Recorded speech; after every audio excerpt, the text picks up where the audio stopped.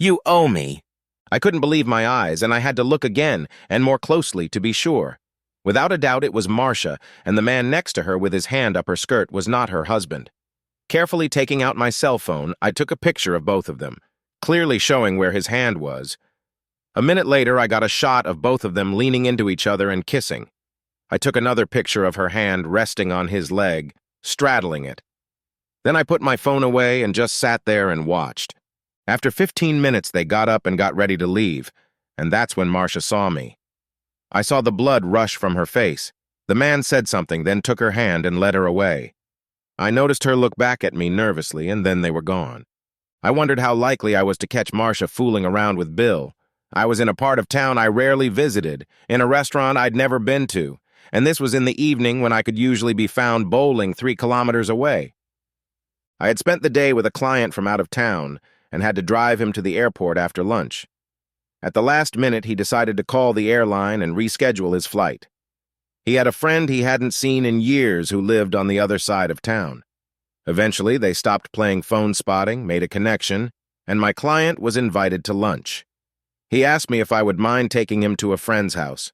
He had just offered me $500,000 worth of business, and I was going to turn it down. I called Tony and asked her not to throw a dinner party for me. I called Lou, the captain of my bowling team, and told him he had to find a replacement for me, and then took Harry to his friend's house. I was invited to come in and have a drink with Harry, his friend Sam and Sam's wife, and then I bowed out and headed home. I remembered that I had asked Tony not to have dinner for me, so when I saw the restaurant, I went in. The waitress seated me at a table, and as I took the menu, I saw Marcia sitting just 2 meters away from me. She and the man were so engrossed in each other that they didn't even notice me. I had known Marcia and her husband Bill for a little over 11 years. Marcia was my wife's best friend, and I met her when I started dating Tony. I met Bill one night when he and Marcia went on a double date with Tony and me. 7 months later, Bill and Marcia were married, and Tony was a bridesmaid. And when Tony and I got married a year later, Marcia reciprocated my affection. Family life didn't cause Tony and Marcia to become estranged from each other. I don't think there was ever a period of 2 weeks when we didn't have dinner with Bill and Marcia or a barbecue on Saturday or Sunday. At least once a month we went to parties with them, and a couple times a month Tony and Marcia had a girls' night out. In all these years, I had never once noticed any indication that there might be trouble in Bill and Marcia's marriage. Back home that night, I told Tony that we hadn't seen Bill and Marcia in a while, and she replied that Bill was out of town on business for 3 weeks and wouldn't be back until 2. It was 3 weeks before I saw Marcia again. Bill came home and Tony invited them over for a barbecue. About an hour after they arrived, Marcia found me home alone. Have you told anyone about that night? No, not yet. Not yet? What do you mean, not yet? I haven't talked to Bill yet because he wasn't home. Please don't tell him, Rob. Please don't. I don't know, Marcia. Bill's a damn good guy. You're doing to him. I wasn't going to tell anyone anything. I wasn't even going to mention it to Tony, but Marcia didn't know that. I was just pulling her strings a little. That all changed when Marcia said, Please, Rob, don't rat on me. I'll make sure you keep quiet. I immediately jumped on her. How are you going to make me waste my time on this? I'll do whatever you want, Rob. Just don't tell Bill. So if I offered to let you come with me and make love to me, you'd say yes? If that's what it takes to keep my secret. What if I threw a poker party and asked you to come and entertain the guys? Whatever happens, Rob. Anything. But please don't tell anyone. I'll think about it for a while and then I'll call you back. Please, Rob, I'm begging you, don't tell Bill. Talk about a bad deal. Marcia was a fox and any man in his right mind would want to try her, but I was totally committed to Tony, so I wasn't destined to try Marcia. But that didn't mean I wouldn't find a way to take advantage of her offer to justify my silence. On Monday, Marcia called me at work, and I arranged to meet her for lunch at the Hilton. I had chosen the Hilton Hotel because it was a 3-minute drive from my office and had a pretty decent restaurant. But Marcia came in thinking I had gotten a room where she could pay me back for my silence. I'm sorry, darling, but I'm a loyal guy, so no matter how tempting you are, I won't cheat on Tony. Oh, that's too bad. I was looking forward to it. You do realize that if I'd seen you first, Tony would never have gotten you, right?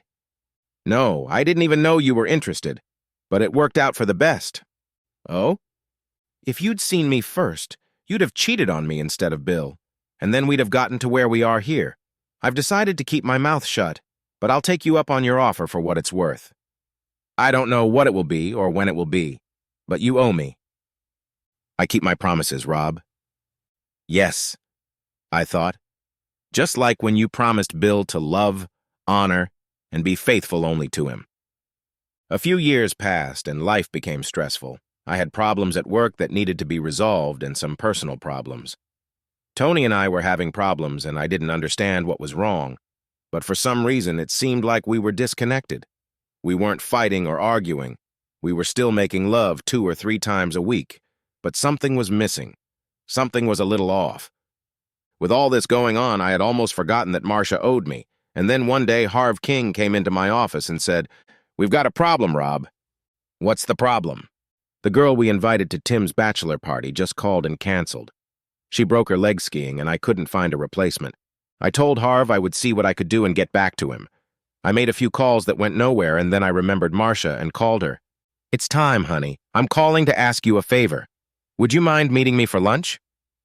There was silence on the other end of the line for a second, and then she said, "You're not serious, are you?" "Of course I'm serious. Could you meet me at the Hilton at noon?" "I guess I'll have to." "All right, I'll see you then." She wasn't pleased when she sat down across from me, but I didn't expect her to be pleased. "I was hoping you were a nice guy, so I thought I'd leave it at that." "Well, I'm not, and I didn't. We had a deal, and I kept my end of it. The last time we had lunch here, I said I'd pay you back someday, and that day has come." "What do you want?" I explained the situation to her and said, "I want you to take the place of the girl who broke her leg." What was she supposed to do? Strip with the guys, lap dance with the groom, and then do whatever he wanted. You gotta be kidding me. You think I'm gonna sleep with a guy I've never met? Remember at the barbecue when you told me you'd do anything to make me worth it? Remember when I talked about having fun at the poker party?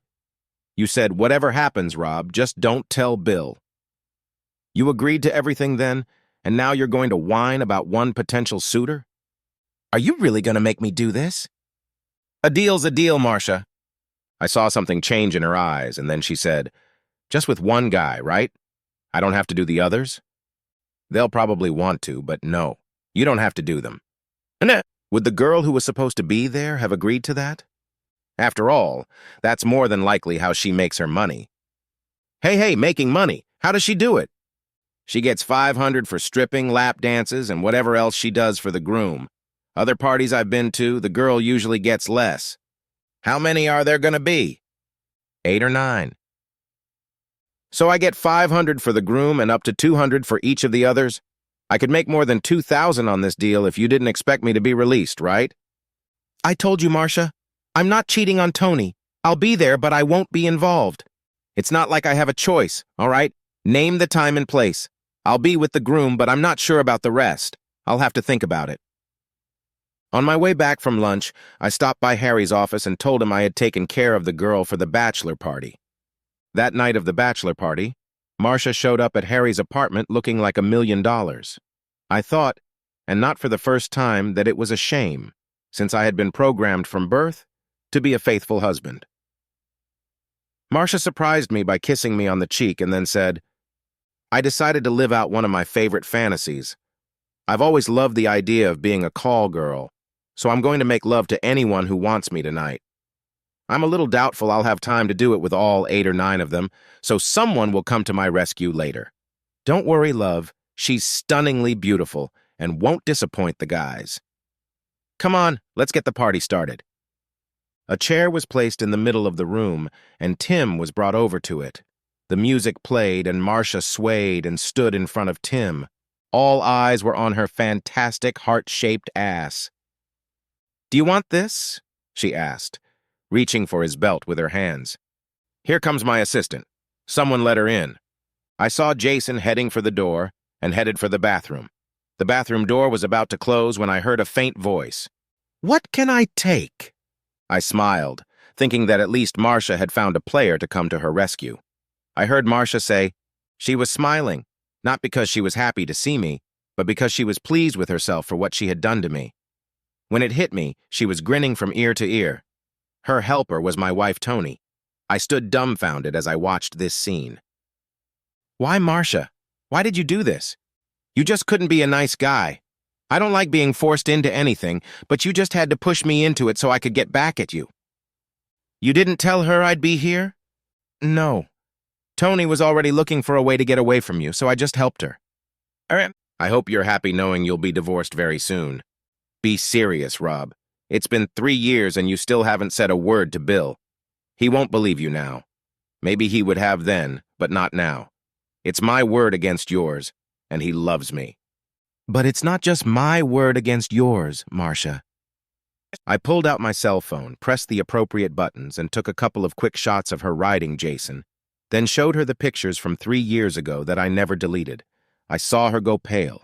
I stepped away from her, walked over to Tony, and stood there taking picture after picture until she looked up and noticed me. That's when I captured her shocked look on her face one more time, and then I went to the bathroom and threw up. Both women were trying to get dressed when I came out of the bathroom and walked across the apartment to the door. Marcia yelled out, "Wait, Rob, please wait." And Tony was just crying. I made it home, packed my bag, and was about to walk out the front door when Tony's car came roaring down the street.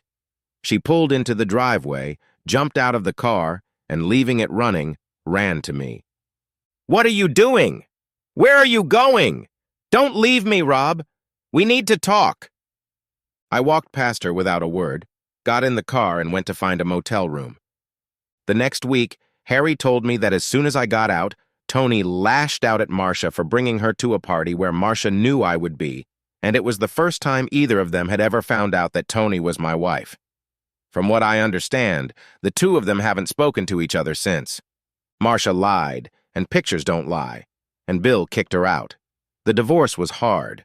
Marcia tried hard not to let it happen, and Bill tried just as hard. I didn't look my best when I had to go to court and admit that I had forced Marcia to have a bachelor party, but the fact remained, and the pictures I took showed that it wasn't the first time she had cheated on Bill. In the end, Bill won, but he lost. He got a divorce, but he ended up having to pay attorney fees and court costs. He managed to get his pension, but everything else was split in half.